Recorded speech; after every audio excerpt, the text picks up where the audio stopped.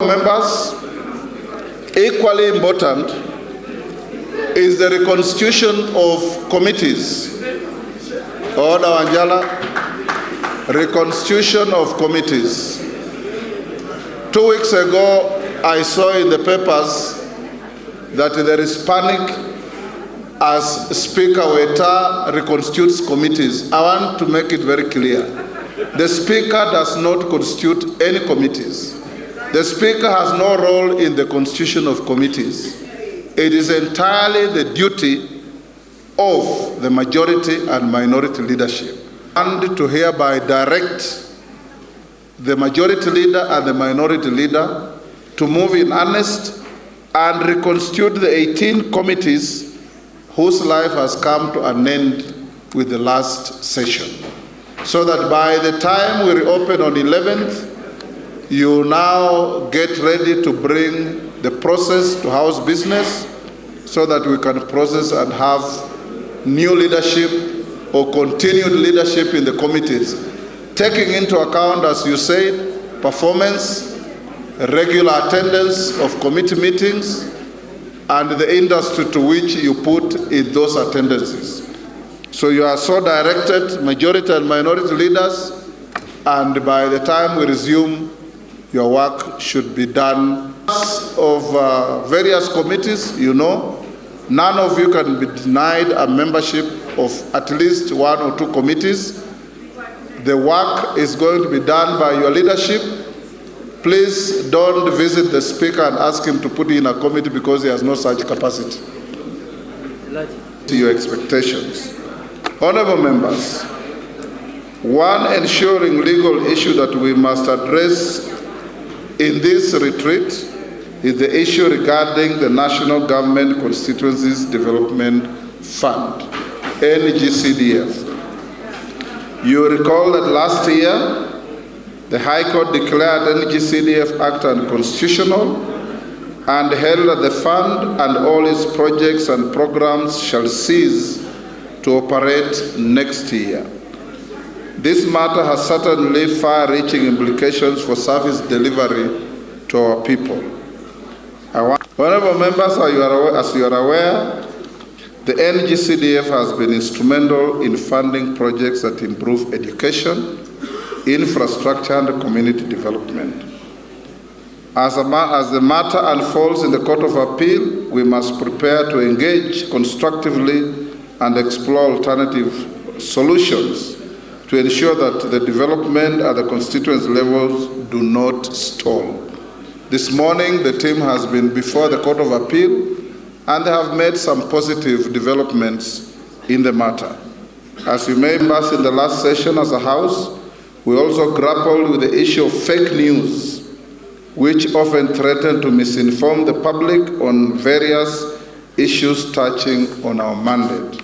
And speakers before me have touched on this. I'm glad to note that as a House, we ensure that the public was appraised regularly through various fora, including online platforms on our workings as the National Assembly. This has fostered transparency and accountability and boosted public confidence in the work of the House. Despite this, however, the issue of fake news remains a challenge, and moving forward, the House must move towards leveraging on technology to keep the public well informed accurately and correctly. Suffice to say, my heart sank recently, in fact last week, to see even our own members fall into the trap of circulating fake news without verifying the information. You saw last week, there was a lot of fake news circulating online, some from our own members relating to the health of one of our colleagues, and it was quite unfortunate. I want to assure you that the Honorable Malulu Njendi is in hospital and he is recovering steadily. Members, we also have the issue of IEBC, the reconstitution of IEBC. We have lost a lot of time because of being embroiled in court. We do not know whether there will be possibility in delimiting boundaries You know very well that the 290 constituencies are embedded in the Constitution, so no new additional constituencies can be created. The only constituency that may be created is if, due to demographic profiles, IEBC may create new constituencies by hiving off from one to another to create constituencies. But they will not create any additional numbers.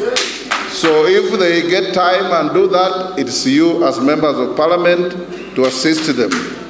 As your members, we also have the issue of IEBC. The reconstitution of IEBC, we have lost a lot of time because of being embroiled in court. We do not know whether there will be possibility in delimiting boundaries. You know very well that the 290 constituencies are embedded in the Constitution, so no new additional constituencies can be created.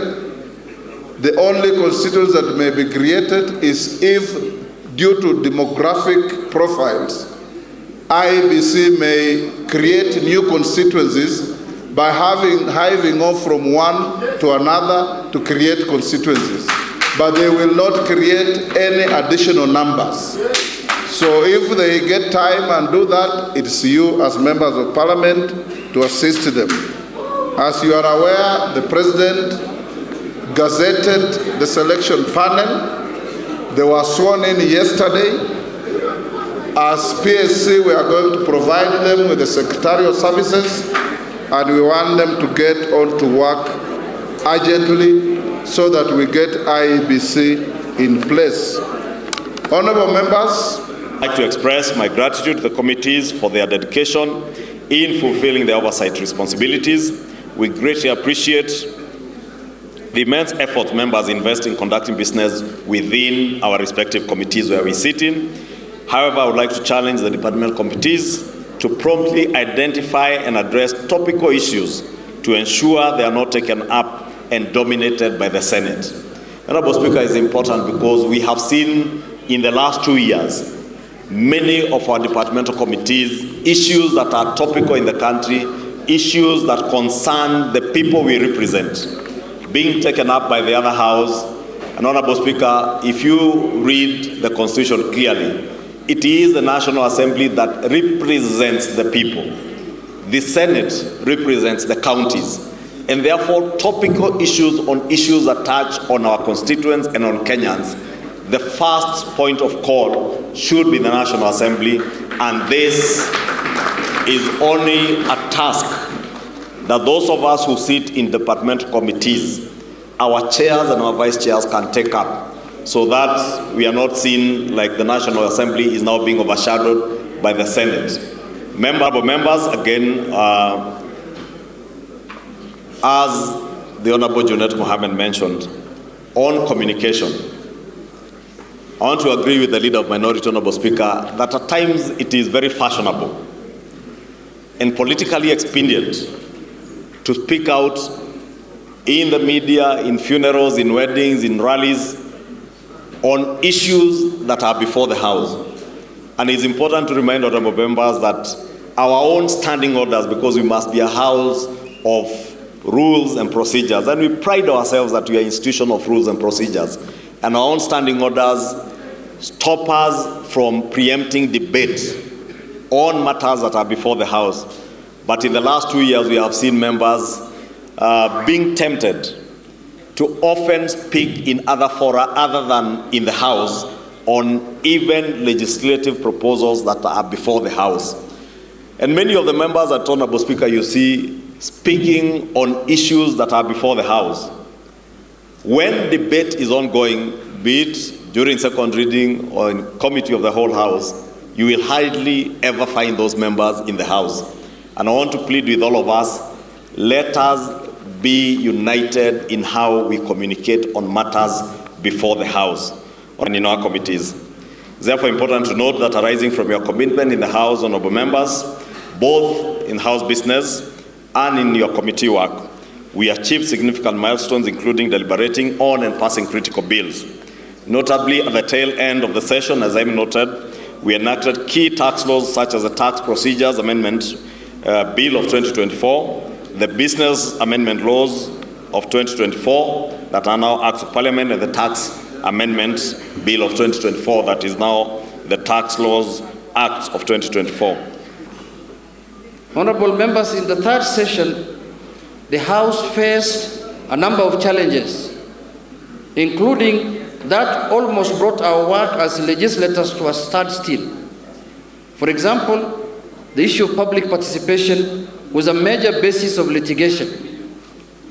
Article 10(2)(a) and Article 1181(b) and Article 196(1)(b) of the Constitution guarantees the right to public participation and directs the national and the county legislatures to respectively facilitate public participation in their work. In the third session, we witnessed filing of a raft of cases, including Supreme Court petitions number E031, E32, E33 of 2024, relating to the legislative process leading to enactment of the Finance Bill 2023 into the Finance Act 2024, and petition E52 of 2024 regarding ICHUNGWA versus the Speaker of the National Assembly. Both cases faulted the credibility of and the manner in which the National Assembly conducted public participation. We should also ensure the measures we put in place for considering the views received during public participation exercises are reasonable and that they do not invite unnecessary litigation. Going forward, the National Assembly should consider establishing a dedicated oversight committee focused on continuous monitoring of compliance, a compliance committee in line with the constitutionally set timelines. Such a committee shall be responsible for regularly reviewing progress and proactively addressing delays as and when they arise.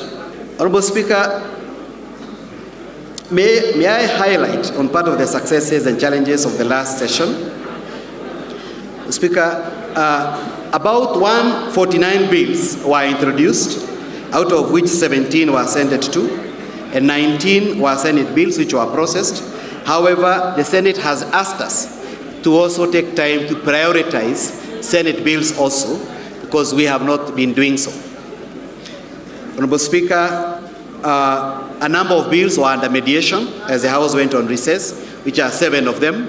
One which relates to the financing of county governments, Honorable Speaker, and we'll be seeking your guidance on the fate of that process now that 30 days have since expired. Honorable Speaker, the House considered 161 motions. 38 were still pending by the end of the last session. 85 persons were approved for appointment to various state and public offices. 312 statements were processed and requests were made on statements on the floor of the House, together with consideration and adoption of 54 reports of committees of the House, Honorable Speaker. But Mr. Speaker, these are simply statistics. I think what is important is the quality of legislation, quality of policies that are passed by the House, Honorable Speaker.